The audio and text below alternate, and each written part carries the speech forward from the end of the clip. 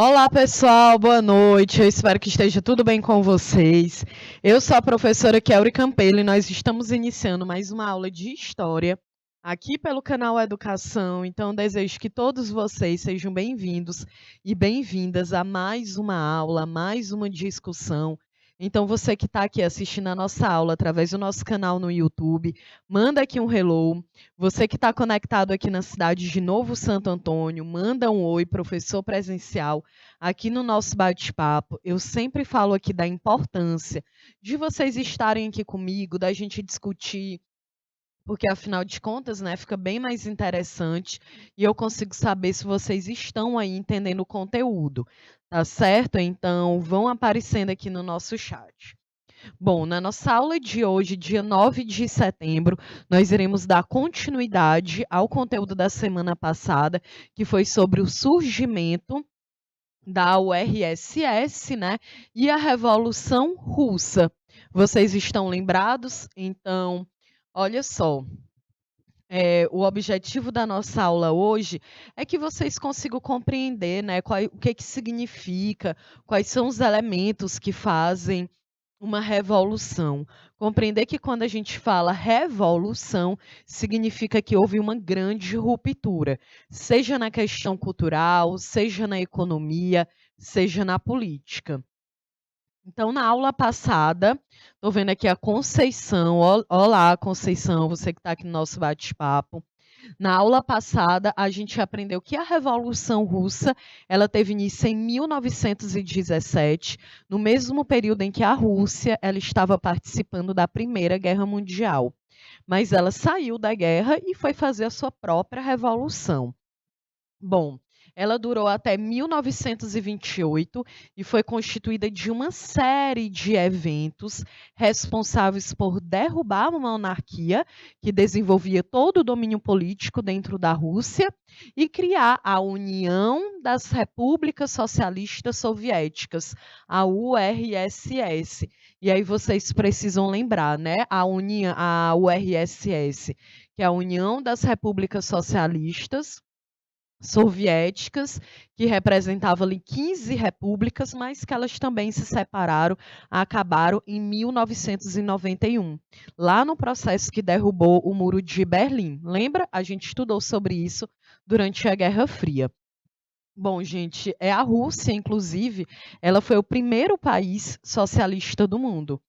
E essa revolução, ela não é importante apenas para a história da Rússia, mas ela é importante de uma forma geral para a sociedade, como que a sociedade ela foi se formando durante o século XX, né, no mundo inteiro, com essa bipolaridade, o que é capitalismo, o que é socialismo, como a gente já aprendeu lá na Guerra Fria, beleza? Bom, aí na tela vocês estão vendo Lenin, né, que é um grande rosto, um grande nome aqui da Revolução Russa de 1917. A gente aprendeu aqui também na aula passada o contexto histórico dessa revolução. Então, o primeiro ponto é o atraso social.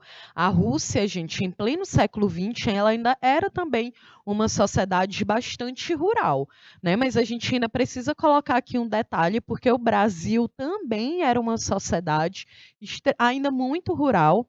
A gente fala que o Brasil ele começou a ser muito mais a urbanização no Brasil mais forte a partir da década de 40, que também já estudamos aqui, e que a primeira vez que o Brasil ele deixou de ser um país rural ainda foi na década de 70, quando a maior parte da população já vivia na zona urbana. Então, a Rússia aqui nesse contexto, ela era uma sociedade rural, a burguesia, que eram os comerciantes, ainda desenvolvia uma atividade comercial bem fraca, não era muito significativa, então acabava sendo uma economia aí bem prejudicada, e os camponeses e operários viviam na miséria, né? Essa era uma grande questão.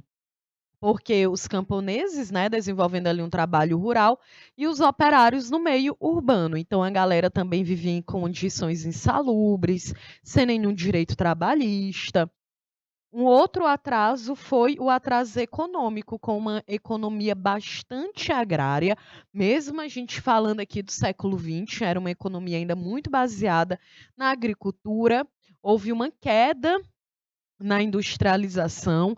Isso aqui é muito fácil de ser entendido, porque a Rússia, gente, ela estava envolvida em muitos conflitos, né? Como na Primeira Guerra Mundial. Lembra que a gente já aprendeu que a Primeira Guerra Mundial de 1914 até 1918, e aí nós temos, quando um país ele está envolvido em uma guerra, muitos dos seus recursos acabam sendo voltados para a guerra. Então nós temos uma queda na produção de alimentos, uma queda na industrialização do país, também nas exportações, né, que são a venda dos seus produtos internos. Então aqui é óbvio que essa economia, de fato, ela vai ter uma queda muito grande. Isso vai gerar consequências na forma como o povo vivia. Outro atraso que a gente viu foi o político, gente, porque em pleno século XX, eu sempre estou repetindo, porque na história é muito importante que a gente consiga se situar em relação ao tempo. E a gente vê que a Rússia ela vivia ainda um czarismo, que é um governo autocrático, é um governo em que nós temos um líder central e que a maior parte da população, é claro, que não participa das decisões políticas. Isso acabou também se tornando uma grande reivindicação para a classe trabalhadora, tanto das zonas rurais como das zonas urbanas. Beleza, Conceição? Você que está aqui concentrada com a gente, tá entendendo? Coloca aí no nosso bate-papo. A gente aprendeu também, né, que o Partido Socialista Soviético ele acabou se dividindo devido a questões ideológicas. Então esse partido ele se divide em dois: nos bolcheviques, que em russo significa maioria. Tu pode dizer só que é maioria, e os mencheviques, que é a minoria. Então, aqui, ó, a maioria e a minoria do Partido Socialista. Então, a maioria era liderados pelo Lenin. Eles acreditavam em uma aliança entre operários e camponeses com o objetivo de derrubar o czar e implantar o socialismo. Acreditavam que o poder ele só conseguiria ser atingido através de uma revolução. Porque o que o Lenin dizia? Olha, galera, não tem como a gente se aliar com quem é dono de fábrica, porque é justamente a galera que está nos explorando. Não tem como a gente se aliar ao czar, porque ele é o cara que está no poder há anos, e aí a Rússia estava, né, dessa forma totalmente desigual. Então ele acreditava que a revolução seria a única capaz de mudar a realidade do povo dentro da Rússia. E aí ele defendia, né, um governo em que o proletariado. Lembra que a gente já aprendeu a diferença entre proletariado, que é o trabalhador, e a burguesia, que é a dona dos meios de produção. Então, o proletariado, a única coisa que ele tem é a força de trabalho dele, que é uma teoria desenvolvida pelo Karl Marx, em que ele diz que o proletariado vem de prole, né, são os filhos. Então, a galera aí com essa revolução industrial do século XVIII, a galera só tem a força de trabalho, que é a tua habilidade para tu desenvolver uma função. E a galera tinha filho, e os filhos começavam a trabalhar ainda criança dentro dessas fábricas, né?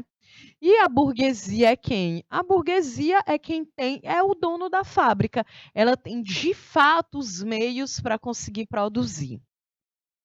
Então, basicamente é aquela ideia de que, por exemplo, eu, Kelly, não sou dona do canal Educação, eu não sou dona de uma escola, então eu não tenho os meios, eu tenho a força de trabalho, que é a minha habilidade, né? Em relação, eu estudei um determinado assunto e eu vendo esse assunto. É como se eu estivesse vendendo ele agora. Porque no final do mês o canal Educação ele vai pagar um salário para mim pelo trabalho que eu desenvolvi aqui dentro. Vocês estão entendendo? Então, aqui a ideia de que o trabalhador, se ele não tem o meio de produzir, ele só tem a força de trabalho. Deu para entender? Bom, e a minoria, gente, lá do Partido Socialista, era ele o líder, era o Martov, e ele defendia um socialismo por etapas, né? Ele dizia, olha, galera, para a gente conseguir tirar esse czar, é muito mais interessante que a gente se alie à burguesia. e ele era amigo do Lênin. Aí o Lênin diz: não, não tem como, é a galera que explora, como é que eu me junto com quem me explora? E aí eles rompem e cada um cria o seu próprio partido. E aí a gente já viu, né, que quem vai ganhar aqui é a maioria com o Lênin, quando ele entra no poder. Bom, a gente precisa aqui, né, antes, agora esse aqui já é um slide de hoje, entender que o Lênin, acho que eu coloquei depois. O Lênin, ele a partir de 1922, olha, lembra da Revolução, de 1917 até 1922. Então, a partir de 1928, desculpa. A partir de 1922, o poder do Lênin sobre a União Soviética ele vai se deteriorando. Não porque o povo não o amava, porque de fato o povo russo tinha uma admiração, quase uma idolatria por ele. Mas porque, gente, ele vai começar a ficar muito doente, né? A sua saúde fica bem fragilizada, o que criou uma disputa nos quadros do governo soviético, né, sobre quem que iria suceder o Lenin depois que ele morresse.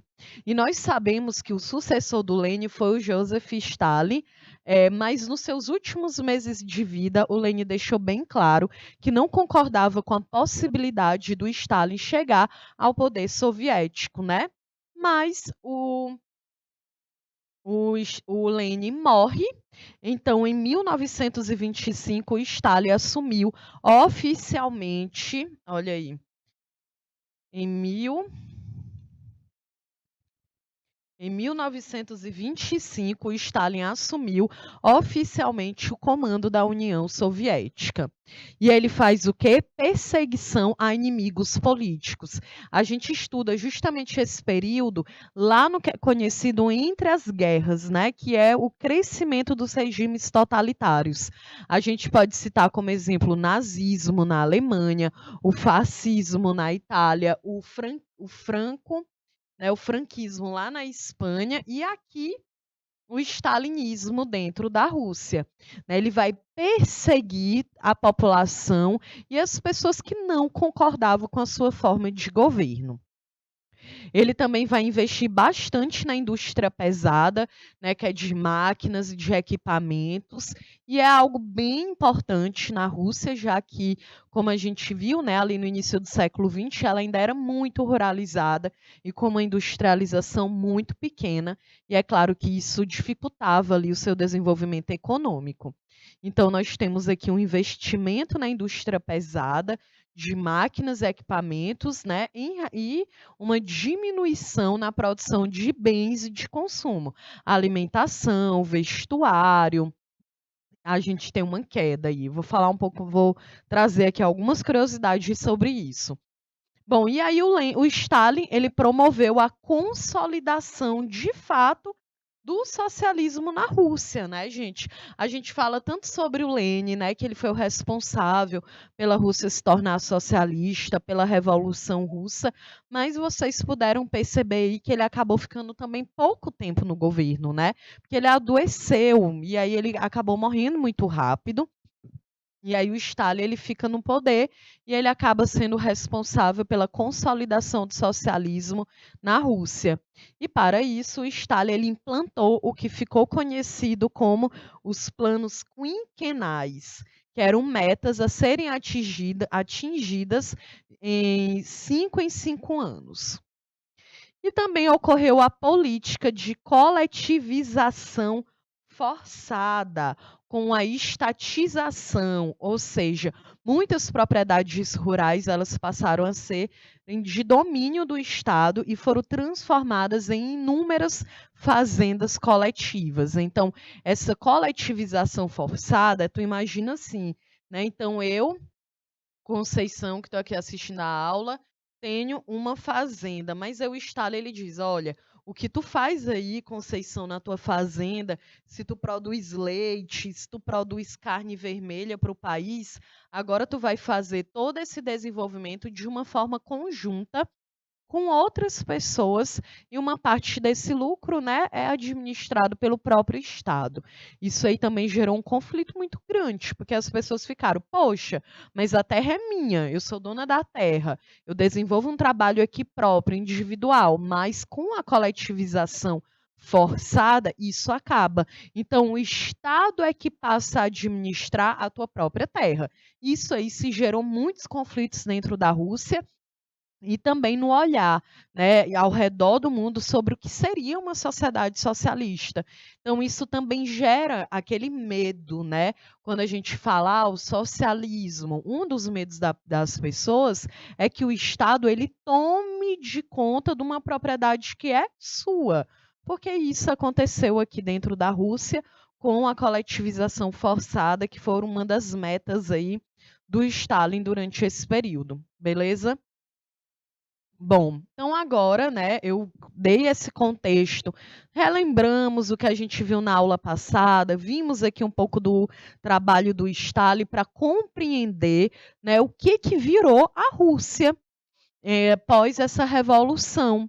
E aí é por isso que agora a gente vai falar aqui da perestroika e da glasnost, que também é um conteúdo que a gente estuda lá na geografia, em geopolítica. Então, a perestroika e a glasnost, elas foram as políticas reformistas que foram desenvolvidas pelo secretário-geral do Partido Comunista da URSS, que é o Mikhail Gorbachev, né, e que ele governou de 1985. Olha aí, ainda existia o Muro de Berlim, a Alemanha ainda estava dividida, como nós aprendemos aqui, e ele governa até 1991. E aí vocês estão ligados aí quem é o Gorbachev, né, gente? Eu comentei na semana passada, ele morreu, acho que foi no dia 30 de agosto de 2022, então é muito recente. A gente está vendo aí muitas matérias, né, falando sobre o Gorbachev, então a gente vai comentar um pouquinho sobre isso hoje, tá certo? Então, primeiro, né, ele desenvolve essa política perestroika, e depois a glasnost. Então, vamos entender aqui primeiro o que foi a perestroika. Perestroika, ela significa reestruturação. Acho que fica até mais fácil, né, para vocês também, intérprete de Libras, né, interpretar. Então, tu coloca, ó, perestroika e tu diz, foi uma reestruturação, né, reestruturou ali a economia, a política dentro da Rússia. E consistia em acabar com a centralização econômica que foi instaurada tanto pelo Lenin, né, depois da Revolução Russa lá em 1917, principalmente por ele. Então, a economia soviética, gente, ela era planificada pelo Estado. Então, o que o Gorbachev ele pensa? Ele pensa assim, olha, galera, não está rolando, porque uma revolução que começa lá em 1917, a gente já está aqui na década de 80, então já tem uma média de entre 60 a 70 anos que a economia na Rússia era completamente administrada pelo Estado. E o mundo dividido. A gente aprendeu na Guerra Fria. A Rússia conflituando na corrida armamentista, na corrida espacial. Então, Gorbachev, ele tem uma ideia de, olha, não tem como, a gente precisa aí um pouco romper com essas amarras que o Estado tem na economia do país. Né? Durante esse período não existia a propriedade privada, ou seja, eu não poderia simplesmente chegar, beleza, então eu tenho um dinheiro, quero comprar uma terra, aí o Estado dizia, não, não vai comprar, porque a terra não é privada, a terra é coletiva. Então a gente produz comida de forma coletiva, por isso ela precisa ser racionalizada. Não dá para eu chegar no supermercado e eu comprar 20 sacos de arroz, porque foi uma produção coletiva. O Estado faz um estudo e ele diz, ó, Kelly, tu pode comprar 5 quilos, que é o que vai dar lá na tua casa. A outra família tem 20 pessoas lá dentro, então ela compra 10 quilos, certo? Era racionalizado pelo Estado, porque a produção era coletiva. Se eu trabalhava numa plantação de arroz, não é o arroz para minha casa, é um arroz para o país inteiro, certo? Então, é por isso que a gente diz que era uma economia planificada pelo Estado. Ele interfere de uma forma direta na economia do país. Outro detalhe, né, os preços dos produtos industrializados e agrícolas, eles eram estabelecidos pelo Estado, também por causa dessa ideia do Estado interferir. Então, o Estado ele diz absolutamente quanto é o preço de cada produto. É claro que isso também não agradava quem era ali a pequena burguesia, os comerciantes, e aí vocês conseguem perceber que é uma teoria completamente oposta ao capitalismo. Porque no capitalismo, no liberalismo, se fala o quê? Que existe uma mão invisível do mercado.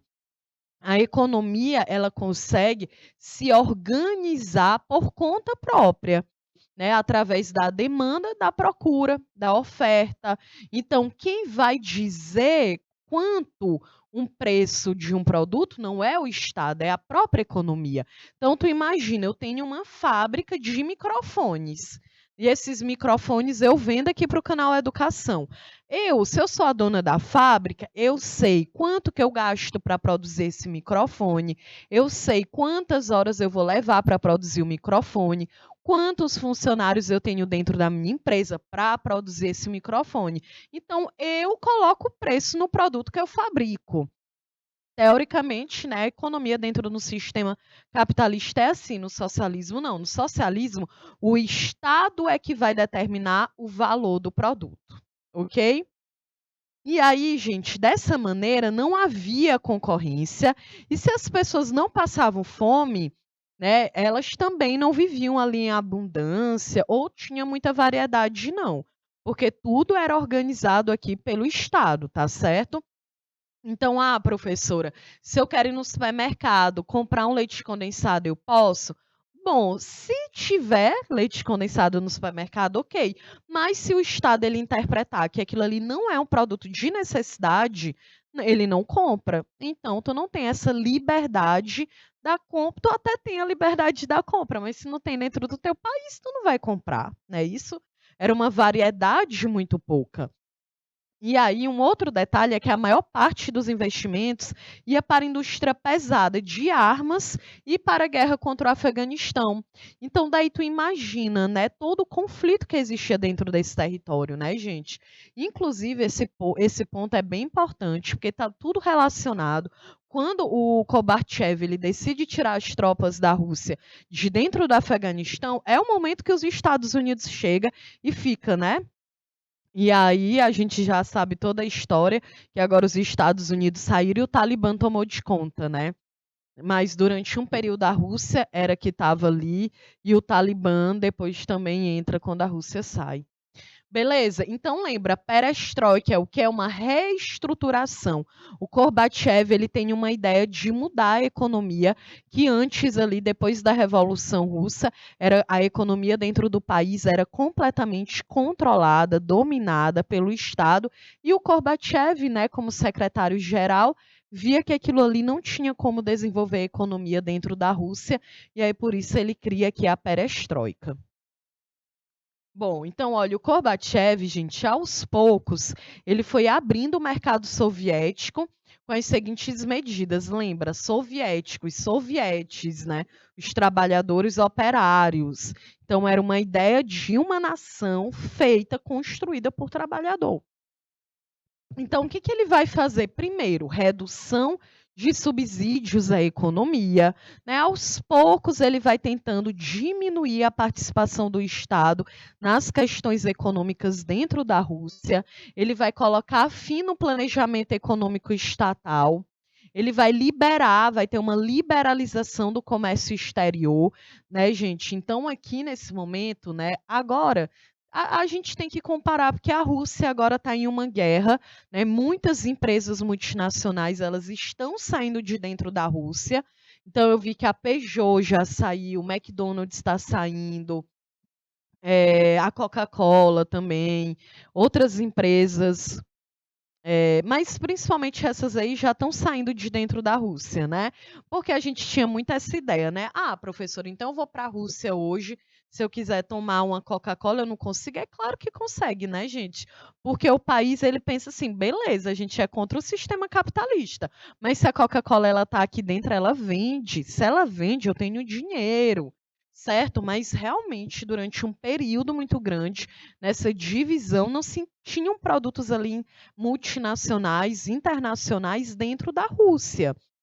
Tão tal que os refrigerantes, né, eram mais famosos, eram os refrigerantes que eram produzidos dentro da Rússia, certo? Então, o Gorbachev ele pensa, não, se eu quero abrir o país para o mundo, ele queria justamente diminuir essas diferenças entre uma nação capitalista e socialista, então ele começa a liberar o comércio, as atividades econômicas para o comércio exterior. Ele elimina, né, ocorre a eliminação dos limites de fabricação de produtos, porque essa aqui também era uma grande questão.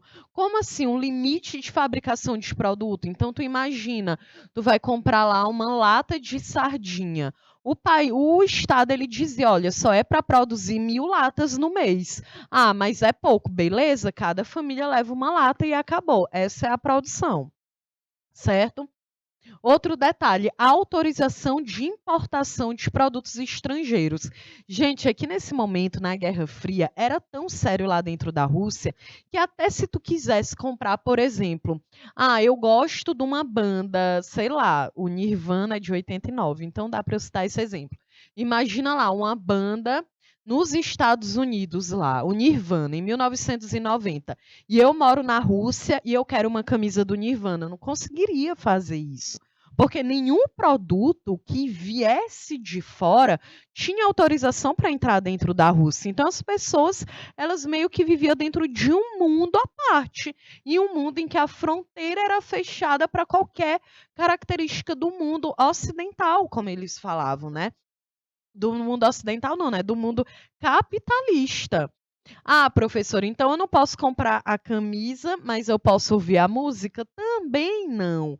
Existia também um controle sobre o que as pessoas consumiam em relação à arte dentro da Rússia.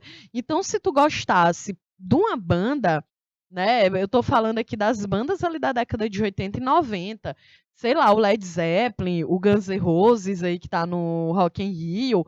Gente, impossível, porque era uma cultura conhecida como capitalista, uma cultura que era tudo contra tudo que a Rússia pregava.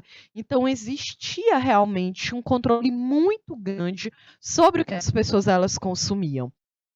Um outro detalhe, redução da fabricação de armamentos. Isso também foi muito importante, porque a Rússia, né, lembra da corrida armamentista? Os Estados Unidos, eu tenho uma bomba atômica.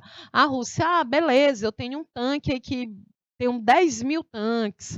Então, era cada um competindo para saber quem tinha mais poder de, né, instrumentos bélicos. E aí o Gorbachev, ele também entra com essa ideia, olha, galera, vamos diminuir, né? Não tem mais, a gente está querendo sair dessa zona de conflito do que é socialismo, do que é capitalismo. E é por isso que ele tem tantas medidas de abertura da economia, ok? Aí na tela vocês estão vendo clientes lotando uma loja de Vilna, capital da Lituânia, então era uma república soviética, né? À espera da chegada de produtos em 1990, tá vendo? Então a galera fazia filas para poder comprar. E aí, se tu quisesse comprar 2 quilos de carne, não poderia. Tudo era limitado. Quantas pessoas tem na sua família? Todo mundo tinha um comprovante para dizer quantas pessoas tem na família, quantas crianças tem, e era isso que iria determinar quanto de comida que tu poderia comprar. Professora, mas se a pessoa ela tivesse dinheiro para poder comprar lá o leite, a carne e o chocolate, não adiantaria, porque o próprio Estado ele controlava. Tá certo? A ideia era justamente não gerar as desigualdades, né? Já que todo mundo iria comprar e consumir de forma igualitária. Ok? Então, gente, a perestroika ela acabou fracassando em abrir a economia russa por vários fatores, né? A gente viu o que ele abriu. e acabou fracassando. O primeiro foi a resistência dos políticos liberais e dos comunistas em aceitar estas medidas. E aí é muito engraçado como que a história ela é, né? Porque a Rússia, ela passa um tempão fechada para atividade econômica, e até a galera que era liberal, que diz: não, o Estado não deve interferir na economia, também não vai aceitar as medidas do Gorbachev. E quem era comunista raiz também não aceitava. Então, o Gorbachev, ele vive numa ambiguidade, né? Ele tem o mundo tem duas visões. O mundo, na verdade, pensa: olha, esse cara é bacana, tá acabando aí com a Guerra Fria dentro da Rússia, tá fazendo com que as pessoas tenham mais liberdade, com que produtos externos entrem dentro da Rússia, em que a Rússia consiga comercializar com países capitalistas, mas dentro do país, gente, ele era muito odiado, né? O Gorbachev, dentro do país, ele não era visto de uma forma positiva, nem por quem era liberal e nem por quem era comunista. E aí, quem era comunista, dá até para entender, né? Porque o cara não queria que o Estado deixasse de participar ali, de controlar a economia. Mas quem era liberal? Não dá para entender, né? Porque seria justamente o momento do liberalismo. Mas, mesmo assim, eles também não concordavam com essas políticas de abertura que o Gorbachev ele fez. E aí o segundo fator, gente, é que a indústria russa, ela estava muito defasada em relação ao Ocidente. E aí, de repente, ela se vê aqui, né, por mais que o Gorbachev ele quisesse melhorar a industrialização, a indústria dentro da Rússia ela ainda era muito ineficiente, ela era muito pequena. Então, ele fala: vamos abrir para o mercado. E o mercado dizia: não, a gente não quer, porque a tua industrialização aí é super defasada, né? Então, a tecnologia dentro da Rússia ela tinha parado. Quem era o país capitalista que ia querer comprar um produto industrializado da Rússia, se ela ainda utilizava técnicas bem antigas? Não queriam, né? Então, o Gorbachev ele quis abrir a economia, mas ao mesmo tempo o mundo meio que não estava muito afim, né? Então, finalmente, né, com a desorganização do campo e o desabastecimento de alimentos, foi causando muita revolta no povo, né? E aí o Gorbachev ele começa a ficar assim bem mal visto dentro da Rússia. E aí, gente, apesar de ter durado menos de uma década, a perestroika ela teve seus próprios símbolos que foram desaparecendo completamente. E aí agora eu trouxe aqui alguns símbolos desse período aqui para que a gente possa ver.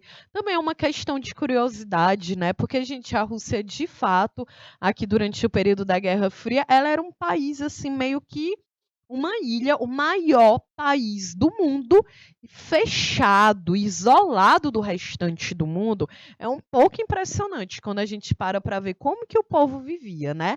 E aí, eu vou contar aqui algumas curiosidades. A primeira dela era os destilados caseiros. Né? Uma das ações mais controversas tomadas pelas autoridades durante os anos da perestroika, gente, foi a campanha de proibição do álcool. Por quê? Ela começou 2 meses após a chegada do Gorbachev no poder, em 1985, e durou 2 anos. Aí na tela vocês estão vendo uma mulher russa na cidade de Maikop, no sul do país. Ela acende um fósforo, uma colher cheia de destilado caseiro, elaborado por ela para testar a sua qualidade, né? Então o cara dizia: olha, galera, não, eu vou proibir o álcool aqui.